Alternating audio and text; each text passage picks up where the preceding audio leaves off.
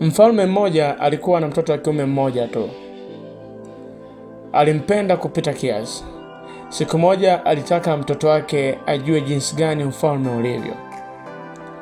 Akamchukua akiwa bado mdogo sana na kumpeleka porini, kisha akamvisha nguo za kimaskini na akamwacha hapo. Mtoto alilia, alipiga kelele, lakini mfalme alikuwa akimtazama kwa mbali. Alisema moyoni, siku moja atarudi, na akirudi atajua thamani ya kiti cha enzi, sio kwa sababu nimemwambia, bali ni kwa sababu ameikosa. Mtoto alilia sana, akapiga kelele, lakini mfalme alikuwa akimtazama kwa mbali. Alisema moyoni, siku moja atarudi. Mtoto akakuwa porini, akasahau lugha ya ikulu, akasahau jinsi taji inavyovaliwa. Akawa anaomba chakula barabarani, analala kwenye mavumbi. Marafiki zake walikuwa maskini wenzake, na akijaribu kusimama kifua mbele walimcheka. Wewe ni nani? Unajifanya mfalme?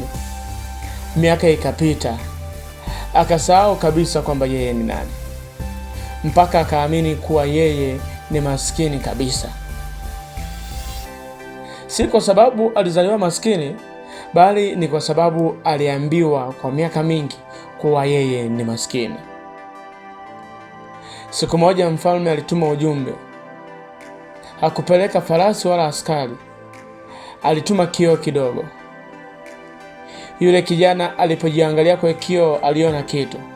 Macho yake yalikuwa sawa na macho ya mfalme, pua yake kama ya mfalme, damu yake kama ya mfalme. Ghafla moyo wake ulilipuka. Alikumbuka. Hakulazimika kwenda shule kujifunza kuwa mfalme. Aliamka tu na kurudi nyumbani, na hakuna mtu barabarani aliyeweza kumzuia tena, kwa sababu alikuwa anaomba jana na leo alikuwa anatembea kama mfalme. Si kwa sababu nguo zake zilibadilika, bali ni kwa sababu kumbukumbu yake ilirudi. Wewe ndiye yule kijana. Sehemu ya kwanza inasema uliumbwa ukiwa umejaa.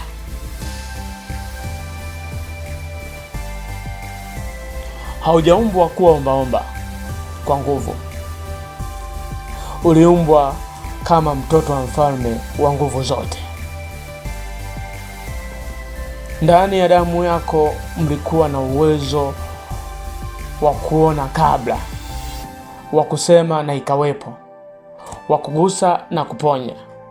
Ndio maana ukiwa mdogo ulikuwa jasiri, na ujasiri wa ajabu. Ulikuwa na ndoto kubwa, haukuogopa chochote. Ulikuwa bado unakumbuka ikulu. Hakuna aliyekufunga kwa pingu, ulijifunga mwenyewe kwa kukubali hadithi za watu wengine kukuhusu. Ulipokuwa ukiwaza mambo makubwa, ukaambiwa nyamaza, hujui kitu wewe. Ukafunga mdomo wa mfalme. Ukaambiwa acha kuota, rudi duniani. Ukafunga macho yako ya kifalme. Ukaambiwa wewe utakuwa kama sisi tu. Ukavua taji lako mwenyewe na ukaliacha porini. Na kioo chako kimekuwa na vumbi. Hujajitazama kwa muda wa miaka mingi.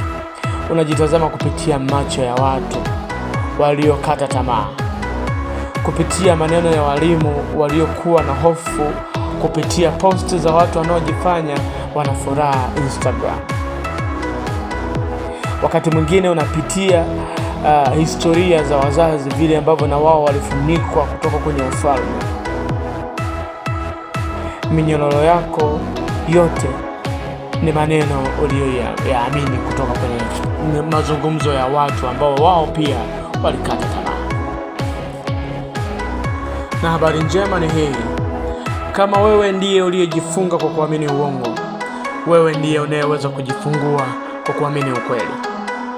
Hauhitaji kwenda kupewa nguvu mpya, unahitaji kupata kumbukumbu mpya.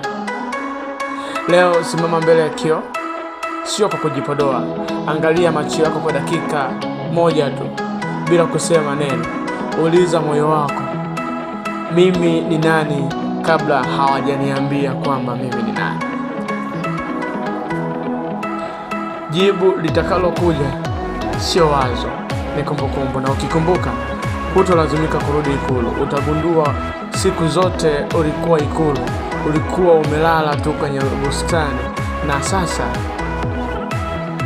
unatakiwa kurudi ndani ya wajibu wako. Kama ni mara yako ya kwanza kufika katika chaneli yetu ya The Living Empire, usisahau kusubscribe na kubonyeza kengele ili usipitwe na chochote.